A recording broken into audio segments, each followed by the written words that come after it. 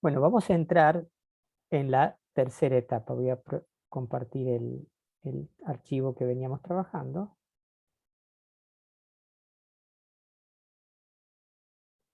Acuérdense, subimos un poquitito.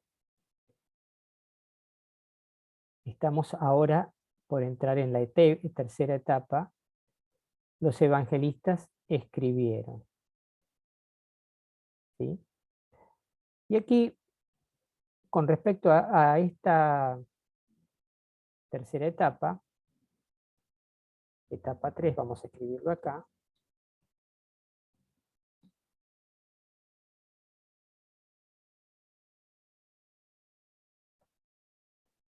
Nos vamos a detener ahora fundamentalmente en Mateo, Marcos y Lucas. Y vamos a ubicar el ministerio de estos hombres entre los años 65 y 90 aproximadamente, ¿eh?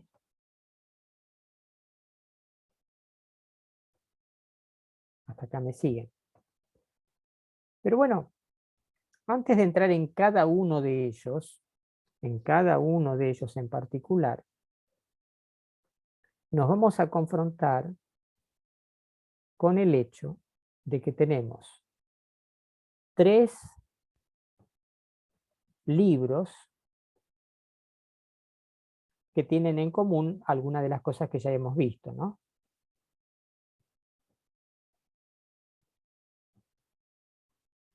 Que tienen en común, primero, un esquema geográfico teológico. ¿Se acuerdan que esto lo vimos hace unas semanas atrás? ¿Sí?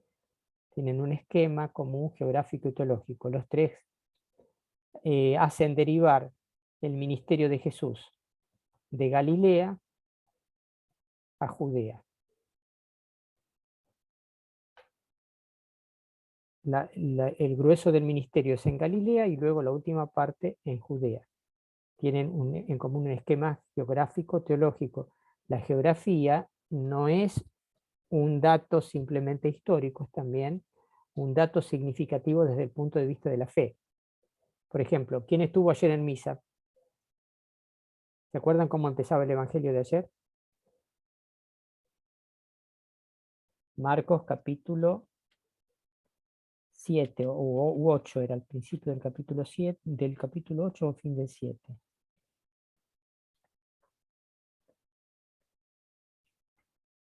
Había un montón de referencias.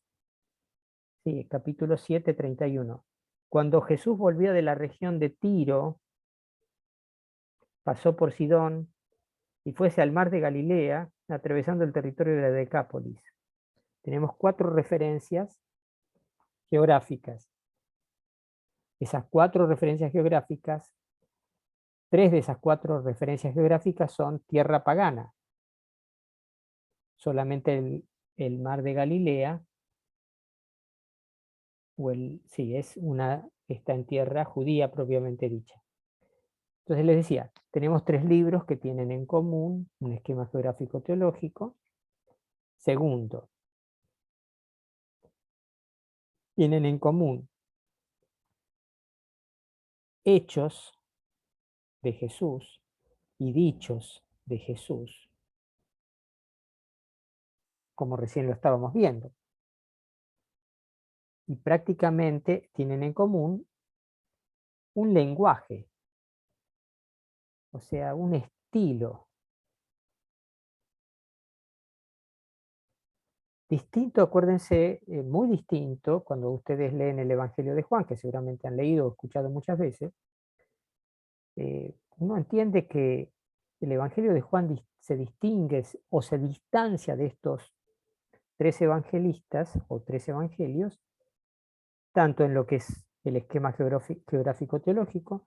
El Evangelio de Juan, Jesús va y viene de Galilea a Judea, va, viene, va, viene, va, viene. Los hechos de Jesús y dichos de Jesús se distinguen mucho. Y por fin el lenguaje y el estilo del cuarto evangelio es muy distinto del lenguaje y del estilo literario de estos tres. Por esta razón, por estas tres razones, por estos tres elementos compartidos, el esquema geográfico, hechos y dichos de Jesús y lenguaje y estilo, a estos tres evangelios se los llama, ¿se acuerdan? Evangelios sinópticos. A ver, ¿quién se acuerda por qué razón los podíamos llamar sinópticos?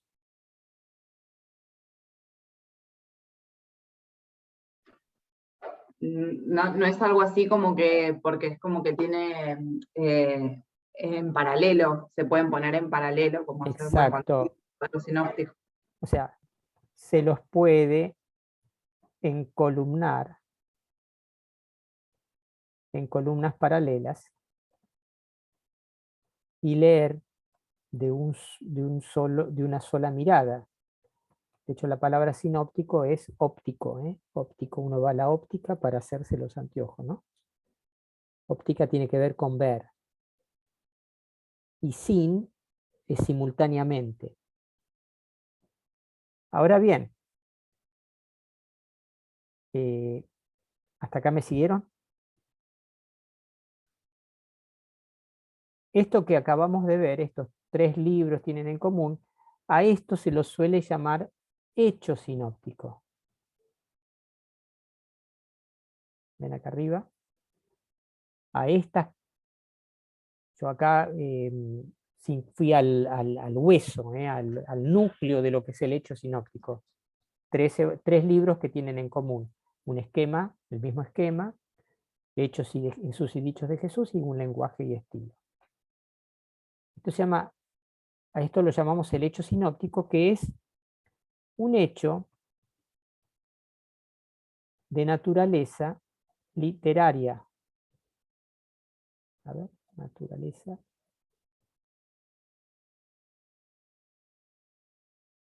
O sea, es un hecho literario. Yo tengo tres libros, sin preguntarme quién lo escribió, sin preguntarme dónde lo escribió, sin preguntarme cuándo lo escribió. Yo tengo tres libros que comparten esto, este mismo esquema, estos mismos hechos y dichos, y este mismo estilo y lenguaje. Ahora bien, nosotros que somos estudiosos, nos preguntamos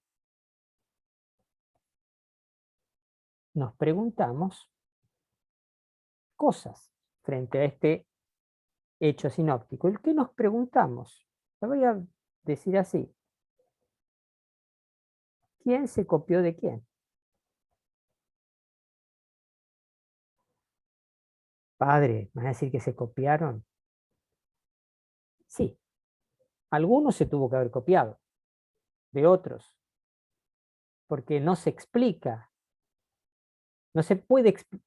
Bueno, a ver, ¿quién se copió de quién?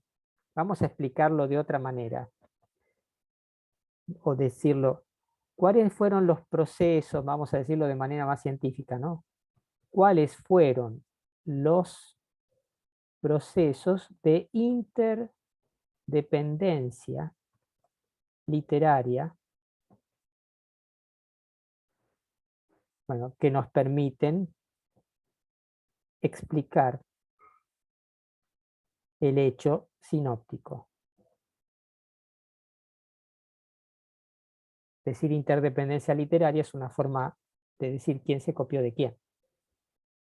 O quién tuvo como fuente a otro o a otros, y de qué manera el que utilizó a otro o a otros los utilizó.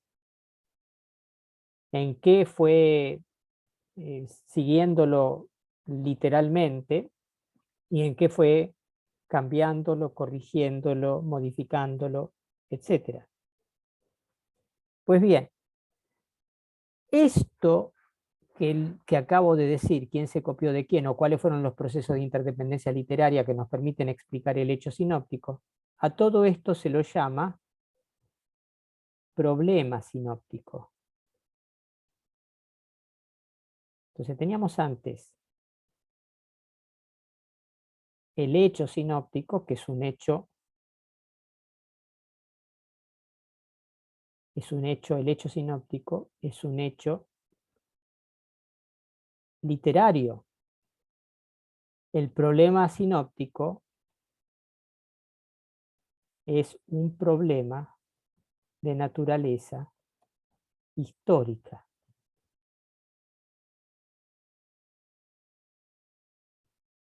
¿Sí? ¿Me siguen?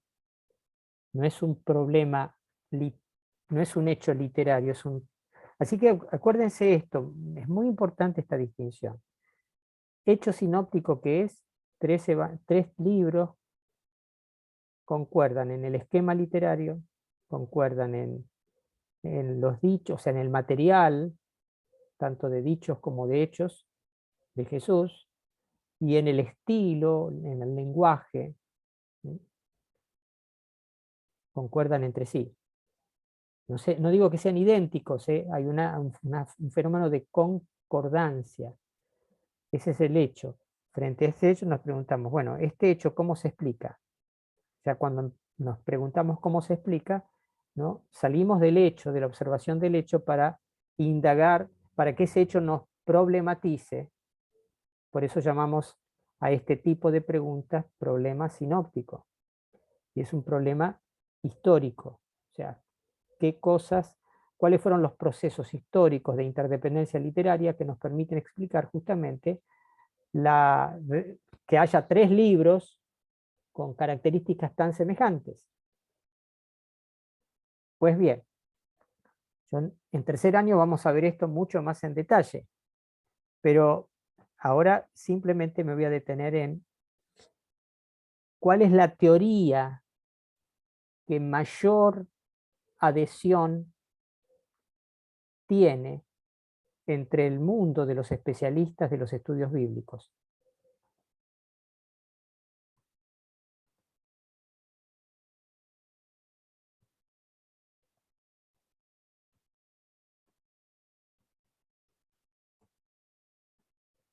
¿Cuál es esa teoría? O sea, la teoría con la cual se explica, se procura explicar, encontrar una explicación o una respuesta al problema sinóptico. ¿Cuál es esa teoría? Se la suele llamar la teoría de las dos fuentes. ¿Sí? La voy a esquematizar. La teoría de las dos fuentes dice que, bueno, hay evidentemente dos fuentes. Marcos, por un lado,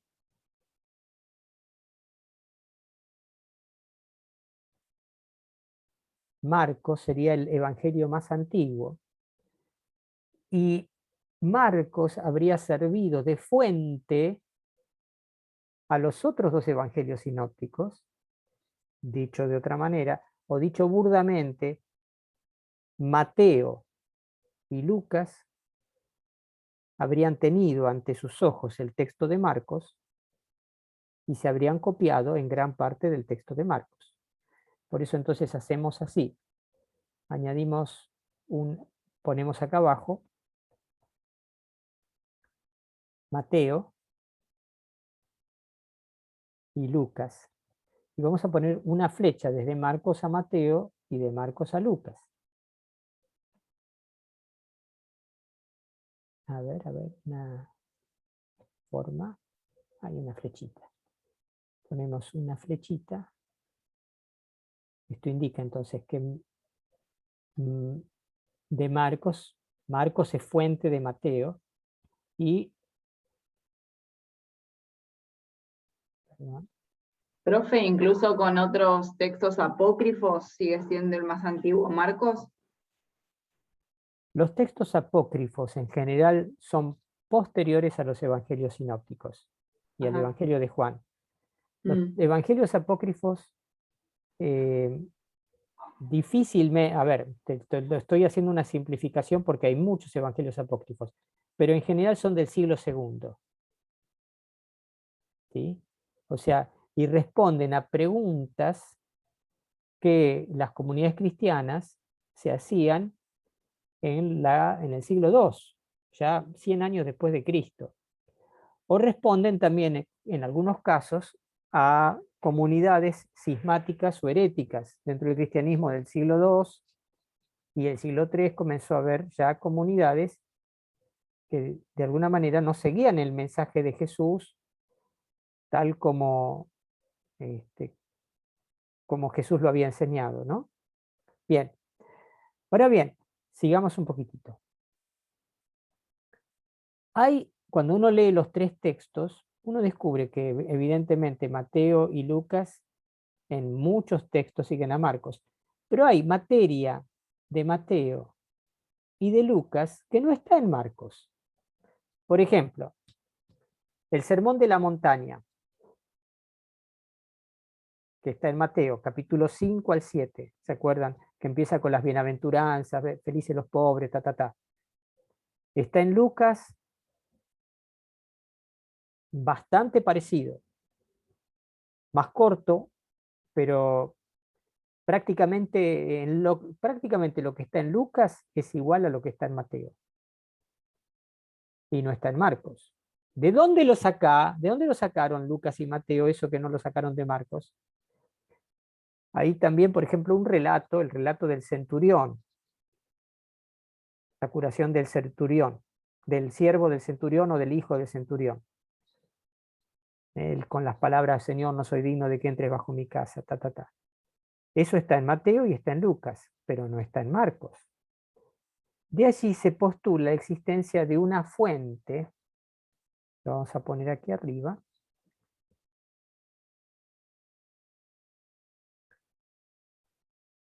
como lo inventaron los alemanes, llamaron a esta fuente, como se dice fuente en alemán, con la palabra Quelle. La palabra Quelle significa fuente en alemán. Y se la llama habitualmente la fuente Q. Me está escapando la Q.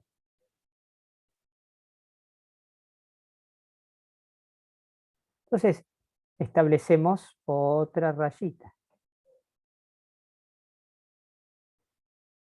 De Quelle derivarían dichos, sobre todo de Jesús, que están en Mateo y que están también en Lucas.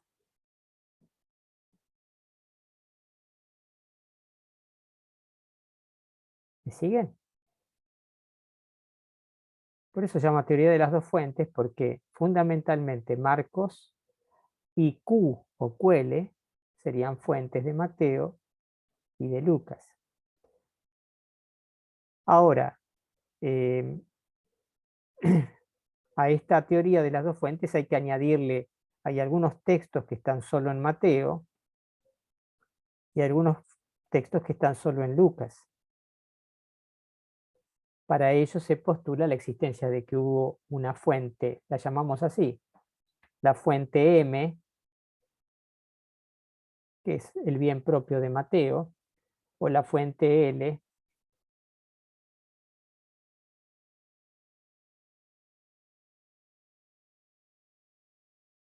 que es el bien propio de Lucas.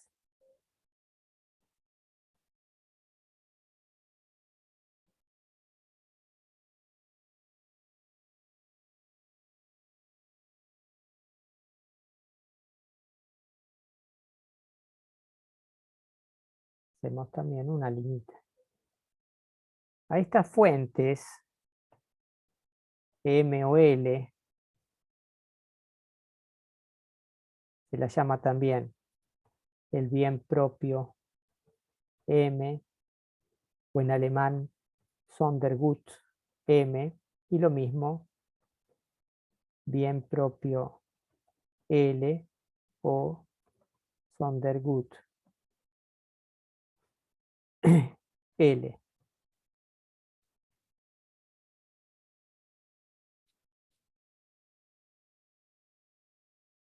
No termino de redondear antes que avance. ¿Quién sería Cuele? Entendí que es fuente, pero ¿a quién argumentaría? ¿Quién pondría en ese lugar? ¿Varias personas? ¿Una sola? ¿Qué sería? Bueno, yo les digo, en realidad,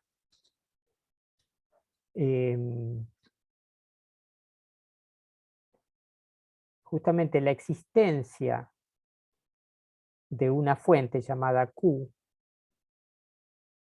es justamente el aspecto más hipotético de esta teoría.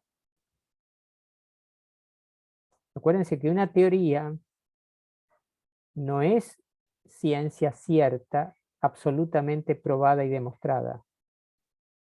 Una teoría es una construcción epistemológica que permite encontrar inteligibilidad para explicar fenómenos que de otra manera, al menos en la instancia actual de las ciencias, no se alcanzan a explicar.